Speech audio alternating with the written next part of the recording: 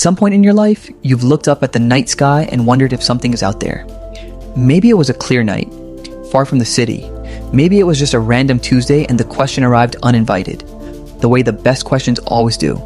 You looked up, felt the scale of it, and somewhere beneath the awe was this quiet, slightly uncomfortable thought. Are we alone? But tonight I want to ask you a different question, a harder one that most people never think to flip around. What if the answer is no, but not in the way you're expecting? What if the aliens aren't out there? What if they're here? What if they've always been here?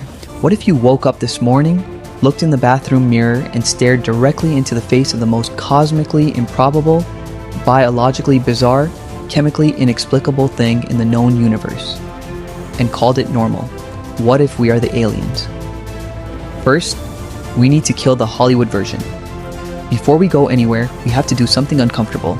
We have to admit that everything we think we know about what an alien looks like.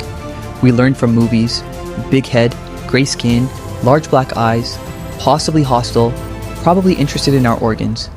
That image is so deeply burned into the cultural imagination that when most people hear the word alien, that's what appears. And that image is doing something very specific and very damaging to the way we think about this question. It's making us assume that alien means something fundamentally other, something that looks nothing like us, something that comes from somewhere else and arrives here as an outsider. But that definition has a problem. It assumes Earth is the default. It assumes that life originating here is the baseline, the normal, the expected, the unremarkable, and that anything from elsewhere would be the anomaly. What if that assumption is exactly backwards? What if, in the context of the entire universe, the way life works on Earth, the specific chemistry, the particular biology, the utterly strange phenomenon of human consciousness is the anomaly? What if we are what doesn't fit? Because here's where the science starts to get genuinely uncomfortable. Life might not have started here. In 1871, Charles Darwin, the same man who gave us evolution, wrote a private letter in which he speculated about what he called a warm little pond, a place where the right chemicals came together under the right conditions and life quietly began. For a long time, science ran with that idea. Life started on Earth, in a pond or a hydrothermal vent or somewhere in the primordial ocean. Earth was the origin point, but the more we've looked, the less certain that story becomes. There is a scientific hypothesis called panspermia. It's not fringe. It's not conspiracy. It is a legitimate, seriously debated scientific framework with peer-reviewed research behind it. And what it proposes is this: life did not necessarily originate on Earth. Life, or at least the chemical building blocks of life, may have arrived here from space, and the evidence is not nothing. In 1969, a meteorite fell near the town of Murchison in Australia. When scientists analyzed it, they found something that should not have been there. Amino acids, 22 different kinds. Amino acids are the building blocks of proteins. Proteins are the building blocks of life. These are not simple compounds that form easily. Finding them in a rock that fell from space was extraordinary. Since then, we found nucleobases, the components of DNA and RNA in meteorites. We found complex organic molecules in the clouds of gas and dust between stars. We found the chemical precursors to life in places that have never been anywhere near a planet. In 2020, scientists studying the Ryugu asteroid, samples brought back by the Japanese Hayabusa 2 spacecraft, found uracil, one of the 4 nucleobases that make up RNA. It was sitting there, in a rock, from space. The universe, it turns out, is not empty of chemistry. It is full of it. Life's ingredients are not rare. They are, in cosmic terms, almost embarrassingly common. So the question stops being, could life have come from space, and starts being something much stranger? What if it did? What if the first microorganisms that seeded this planet, the microscopic ancestors of every living thing that has ever existed on Earth, including you, arrived on the back of a comet or an asteroid, traveling through the vacuum of space for millions of years before impact? What if Earth isn't where life began, but simply where it landed? We are cosmically bizarre. Set, Panspermia aside for a moment, even if life did begin here, even if Darwin's warm little pond is exactly right, there is still something about the specific way life evolved on this planet that, when you step back far enough, looks deeply strange. Start with DNA itself. Every living thing on Earth, every bacterium, every plant, every insect, every whale, every human being runs on the same genetic code. The same 4 nucleobases, adenine, thymine, cytosine, and guanine, arranged in different sequences, carry all the biological information for all life on this planet. From a moss on a rock to a sperm whale to you.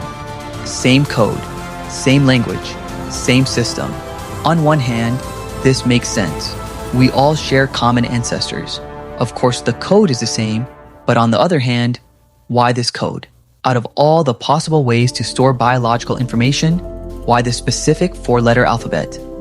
Is it the only one that works? Or is it the one that arrived already written from somewhere else and everything on Earth simply inherited it? We genuinely do not know. Then there is consciousness. This is the part that even the most rigorous neuroscientists and philosophers of mind will admit to, usually quietly and with some discomfort, that we cannot explain. We know roughly which parts of the brain are active during conscious experience. We can map the neural correlates of awareness.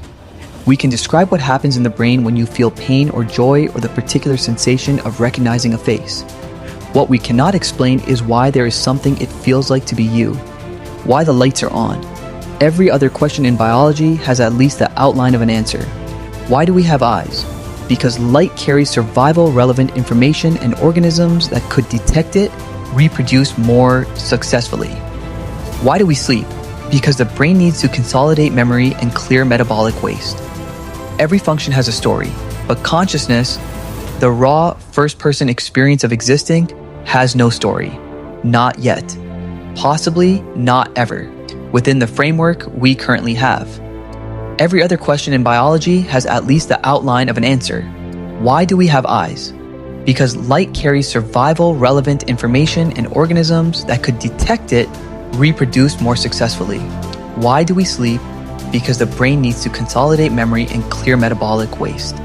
Every function has a story, but consciousness, the raw, first-person experience of existing, has no story. Not yet. Possibly not ever, within the framework we currently have. And that is strange.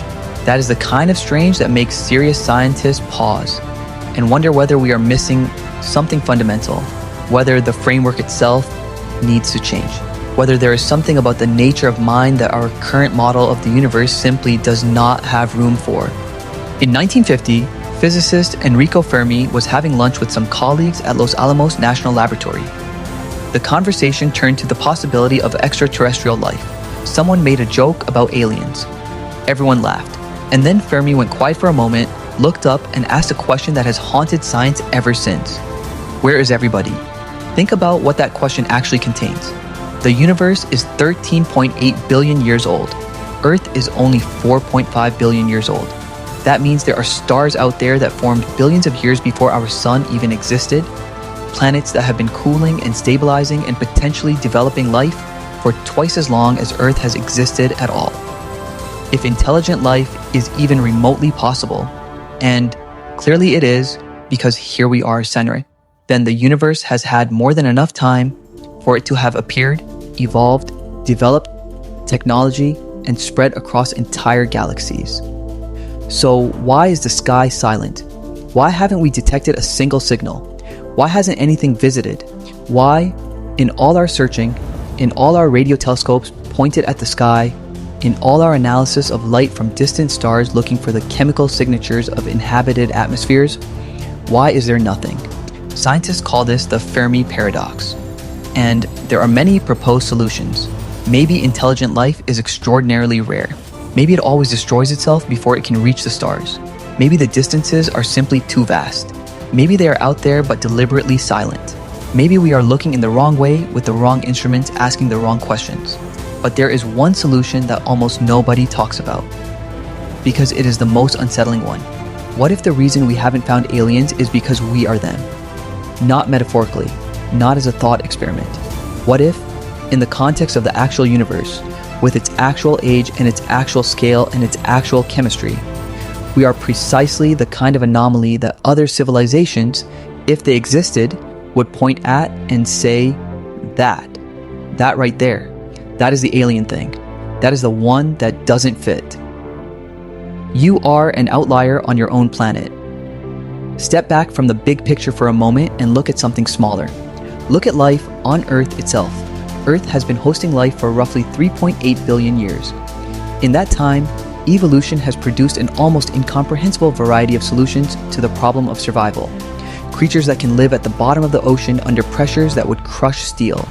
Creatures that survive in volcanic vents at temperatures that should make biology impossible. Creatures with no eyes, creatures with 16 eyes, creatures that breathe through their skin, creatures that navigate using the Earth's magnetic field, creatures that can survive being dried out completely and then rehydrated centuries later. Life on Earth is wildly diverse. And then there is us. In terms of pure biology, humans are not impressive. We are not the strongest, not the fastest, not the most resilient, not the best adapted to any particular environment. A naked human dropped into almost any natural habitat on Earth without tools or fire will die quickly and without much drama. We are, biologically speaking, fragile. What we have instead of physical adaptation is something that has no clear precedent anywhere else in the 3.8 billion year history of life on this planet.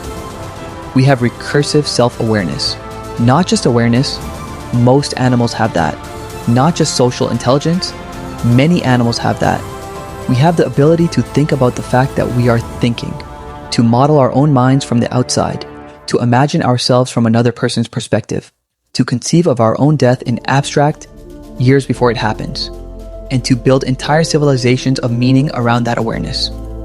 No other species on Earth does this, not even close. Chimpanzees, our closest genetic relatives, sharing roughly 98.7% of our DNA, do not wonder about the nature of consciousness. Dolphins, which have large complex brains and sophisticated social structures, do not build religions. Elephants, which demonstrably grieve their dead, do not write the grief down and pass it to strangers across centuries. Only we do this. And that gap between us and every other form of life that has ever existed on this planet is not a small gap. It is not a matter of degree. It is a difference in kind so profound that some researchers argue it requires an explanation that biology alone has not yet provided. Where did this come from? Why us? Why now? Why, after 3.8 billion years of evolution producing every conceivable variation on the theme of survival, did one particular primate in one particular corner of one particular planet suddenly develop the capacity for mathematics, metaphysics, music, and the overwhelming desire to understand its own existence? We don't have a clean answer, and the absence of a clean answer is itself a kind of data. The strangest thing about being human. Here is something worth sitting with. Every culture in human history, every single one, on every continent, across every era, has independently developed the belief that humans are not entirely of this world, that there is something in us that doesn't quite belong here, that the body is one thing, and whatever animates it is something else, something that came from elsewhere and will return to elsewhere. You can call that religion, you can call it superstition, you can call it the inevitable result of a brain sophisticated enough to imagine its own non-existence and frightened enough to need a story that survives it. But you should also consider the possibility that intuitions, this ancient, this universal, this stubbornly persistent across every culture that has ever existed, might be pointing at something real. Not literally, not in the way that requires a spaceship or an abduction or a government cover-up, but in the quiet, unsettling, genuinely scientific sense that something about the human situation on this planet does not entirely add up. That we are, by any objective measure, the strangest thing that has ever happened here. That our consciousness, our self-awareness, our compulsive need to ask why, these are not obvious products of survival pressure alone. They are something else, something that arrived, something that doesn't fully belong to the ecosystem it inhabits, something that looks at the world it lives in and, unlike every other creature that has ever lived, finds it insufficient, wonders what's beyond it, reaches for it, builds rockets to get there. Look in the mirror again. At the beginning of this, I asked you to imagine what an alien looks like. You probably imagined something gray and large-eyed and strange, something that doesn't fit, something out of place on Earth, moving through a world it wasn't made for, looking at everything around it with that particular quality of attention, half wonder, half confusion, that comes from being somewhere you don't entirely belong. Now, I want you to actually go look in a mirror, not metaphorically. Actually look at your face for a moment and really try to see it the way something genuinely alien to Earth would see it. The bilateral symmetry, the forward-facing eyes evolved for depth perception, the extraordinarily large skull housing a brain so metabolically expensive that it consumes 20% of your body's energy despite being only 2% of your body weight. The face that communicates 43 distinct muscle movements, more than any other species on Earth. The eyes, the only eyes in the animal kingdom with visible whites, designed not to hide your gaze but to share it, to let others know exactly where you're looking, to make cooperation and connection easier. Everything about your face is designed for a social complexity that has no parallel anywhere else in nature. You are not a slightly upgraded primate. You are something genuinely new, something the universe, as far as we can tell, has produced exactly once. Something that looks up at the stars, the same stars your oldest ancestors looked at around fires 50,000 years ago, and feels in some wordless place beneath thought that it came from there. Maybe that feeling is just poetry. Maybe it's just the inevitable longing of a conscious creature that knows it will die. Or maybe, just maybe, it's memory, the oldest, deepest, most scientifically unverifiable and yet somehow completely persistent memory that our species carries. That we are travelers, that this planet is beautiful and temporary and not quite home. That the darkness between the stars is not empty, that we are not and have never been from here.